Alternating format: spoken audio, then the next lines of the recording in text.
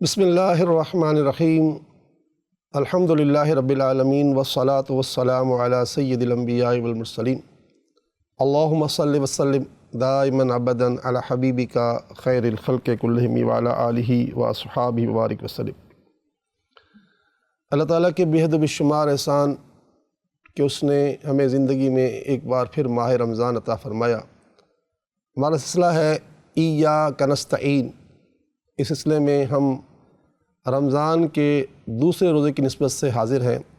اللہ تعالی ہمیں رمضان کی کما حقہ برکتیں حاصل کرنے کا موقع عطا فرمائے، کیونکہ یہ نیکیوں کی کان ہے اور اس میں جتنا ہو سکے ہم نیکی کے کاموں میں آگے بڑھیں۔ تو میں اس سلسلے میں پہلے کچھ باتیں رمضان کے متعلق اور رسول اکرم صلی اللہ علیہ وآلہ وسلم کے ارشادات کے متعلق کچھ عرض کرنے کے بعد پھر جو ناظرین اور سامعین کے سوالات آئے ہیں ان کے جوابات ہم دیتے ہیں، اور جوابات ہم دوسرے دن دیتے ہیں تاکہ ہم جو ہے اس کا استخارہ کر لیں اور بتا دیں کہ کیا معاملہ، اس میں اشارہ کیا ملا ہے۔ ہمارے پیارے آقا صلی اللہ علیہ وسلم کے ارشادات سے یہ بات پتہ چلتی ہے کہ رمضان کا مہینہ اس میں صدقہ افضل ہے، یعنی یہ ویسے تو صدقہ و خیرات تو بہت ہی عظیم ترین نیکی ہے کہ حدیث پاک میں آتا ہے کہ صدقہ جو ہے وہ شر کے 70 راستے روک دیتا ہے۔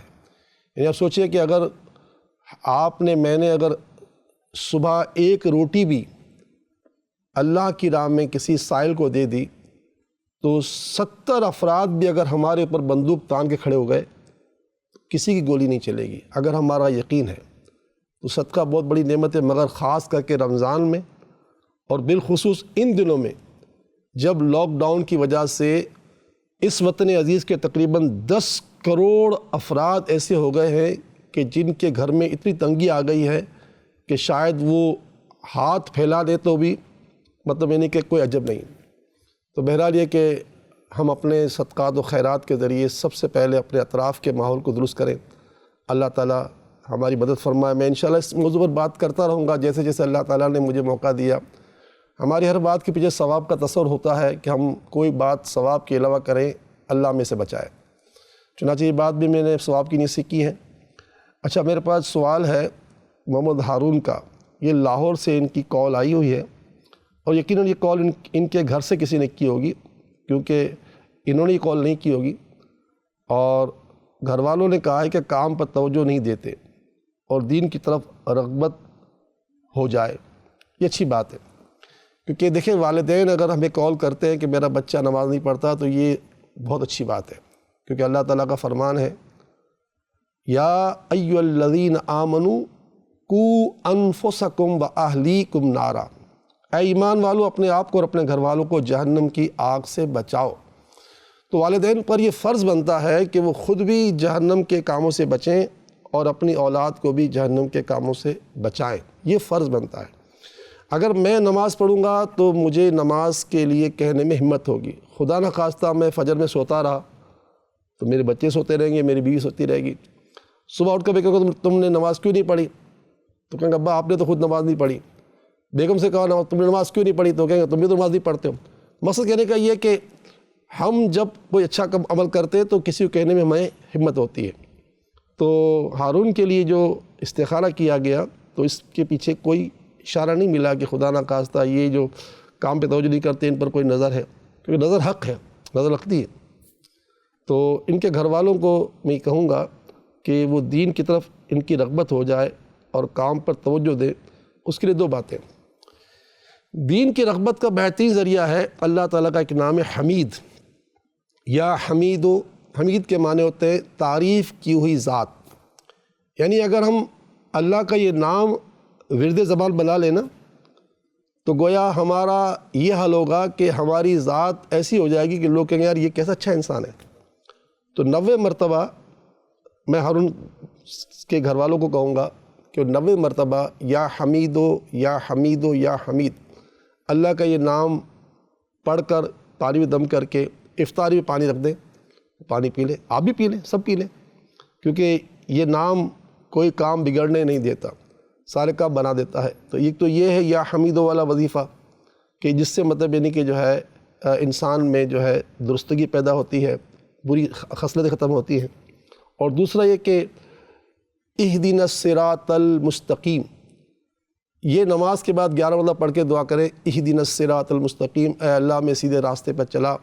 یہ پڑھ کر دعا کریں گے تو انشاءاللہ تعالیٰ مجھے امید ہے کہ ہم خود بھی اور گھر والے جن کے لیے ہم نے یہ سوال پیش کیا ہے، سب کو اللہ تعالیٰ جو ہے سیدھے راستے پر چلنے والا بنائے گا۔ اور اسی کے لیے تو ہم پیدا ہوئے ہیں، ہماری پیدائش کا مقصد یہی ہے کہ ہم سیدھے راستے پہ چلیں۔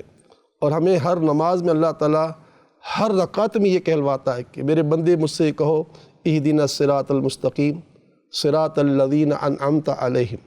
یہاں کتنی خوبصورت بات فرمائی، جب یہ دعا کا کہا گیا کہ اہدنا الصراط المستقیم، اے اللہ ہمیں سیدھا راستہ چلا، یہ بات تو پوری ہو چکی تھی، لیکن اللہ تعالیٰ کو اپنے پیاروں سے اتنی محبت ہے، اپنے نبیوں سے، صدیقین سے، شہداء سے، صالحین سے، اپنے نیک بندوں سے، اپنے ولیوں سے، کہ بندوں سے یہ بھی کہلوا دیا کہ صراط الذین انعمت علیہم، سیدھا راستہ تو چلا مگر سیدھا راستہ کن کا؟ جو میرے انعام یافتہ بندے ہیں۔ پتہ چلا کہ انعام یافتہ بندوں سے اللہ تعالیٰ بڑی محبت کرتا ہے، تو ہمیں بھی چاہیے کہ ہم بھی اللہ کے انعام یافتہ بندوں سے محبت کریں۔ ہم کہیں گزر رہے ہوتے ہیں تو کوئی اللہ کے ولی کا مزار آ جاتا ہے، ہم کراچی میں عبداللہ شاہ غازی اور بڑی بڑی شخصیتوں کے مزار آتے ہیں، جب گزر رہے ہوں تو گاڑی میں ہوں تو سر جھکا کر السلام علیکم یا ولی اللہ کہہ دیا کریں۔ یہ عقیدت کا اظہار جو ہے یہ انسان کو آخرت بڑا فائدہ پہنچائے گا، کیونکہ حدیث پاک میں آتا ہے کہ جو جس سے محبت کرتا ہے قیامت کے روز اس کے ساتھ اٹھایا جائے گا۔ تو جنت ان پیاروں کے لیے بنی ہے، اگر ہم ان پیاروں سے ہٹ کر زندگی گزاریں گے تو ہلاکت ہے، اور اگر ان پیاروں سے محبت کریں گے تو انشاءاللہ تعالیٰ جو ہے ہمیں اس محبت کا صلہ ضرور ملے گا۔ اچھا، اس کے بعد ہے محمد احمد، یہ بچہ 5 برس کا ہے، ڈرتا بھی ہے، چونکتا بھی ہے، اور یہ کال آئی ہے لاڑکانہ سے۔ جی، اس بچے کے بارے میں بھی استخارہ کیا گیا ہے، اس کے پر کوئی اثرات کا اشارہ نہیں ہے، کوئی عملیات کا یا نظر بد کا نہیں ہے۔ حضرت ابن عباس رضی اللہ تعالی عنہما، یہ ہمارے پیارے آقا کے چچا کے بیٹے ہیں، چچا زاد بھائی ہیں، اور قرآن پاک کے سب سے پہلے مفسر ہیں، یعنی تفسیر ابن عباس، قرآن کی سب سے پہلی تفسیر آپ نے لکھی، بہت بڑے عالم گزرے ہیں، امت کے بہت بڑے عالم گزرے۔ آپ فرماتے ہیں کہ بچہ ڈرتا ہو، روتا ہو، باری کا بخار آتا ہو، تو 15واں پارہ جو ہے 15واں پارہ، اس میں سورہ کہف ہے۔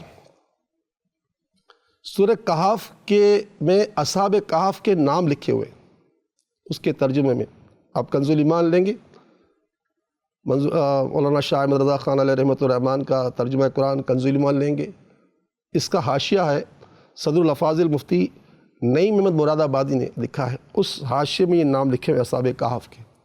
وہ اصحاب کہف کے نام لکھ کر کاغذ کو فولڈ کر کے اس کا تعویذ بنا لیں، بچوں کو پہنا دیں، تو انشاءاللہ تعالیٰ نہ بچہ چونکے گا نہ ڈرے گا۔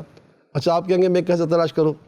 اس کا بڑا آسان طریقہ ہے، الحمدللہ ہم پوری دنیا میں سمجھ لو مشرق مغرب شمال جنوب میں اصحاب کہف کے نام کی تعویذات بھجواتے رہتے ہیں، تو اگر آپ لاڑکانہ سے مجھے خط لکھ دیں گے تو آپ کو بیٹھے بیٹھائے میرا تعویذ مل جائے گا انشاءاللہ تعالیٰ۔ اس سے ضرور جو ہے مطلب اس کے چونکنا ختم ہو جائے گا۔ بقیہ یہ جب رات کو سوئے تو آپ 11 مرتبہ کے سینے پر یا متینو یا متینو یا متین یہ پڑھ کر جو ہے اس کو دم کر دیں، انشاءاللہ تعالیٰ ضرور اس کو فائدہ پہنچے گا۔ اور بقیہ روایت میں آتا ہے کہ باپ کی دعا اولاد کے لیے ایسی ہے جیسے نبی کی دعا امت کے لیے، تو جب باپ کی دعا کا یہ مرتبہ ہے تو ماں کی دعا کا کتنا بڑا مرتبہ ہوگا۔ اب یہ قول ہو سکتا ہے ماں نے کی ہو، یہ والد نے کی، دونوں نہیں کر سکتے۔ تو بھائی اپنے بچوں کے لیے خوب دعائیں کریں، بھائی آپ کی دعاؤں کا بڑا مرتبہ ہے۔ اور پھر رمضان کا مہینہ، اللہ اکبر، اس کا کیا کہنا، اس پہ تو دعائیں قبول ہونے کا انتظار کرتی ہے کہ بندہ منہ سے بولے قبول ہو جائے گا۔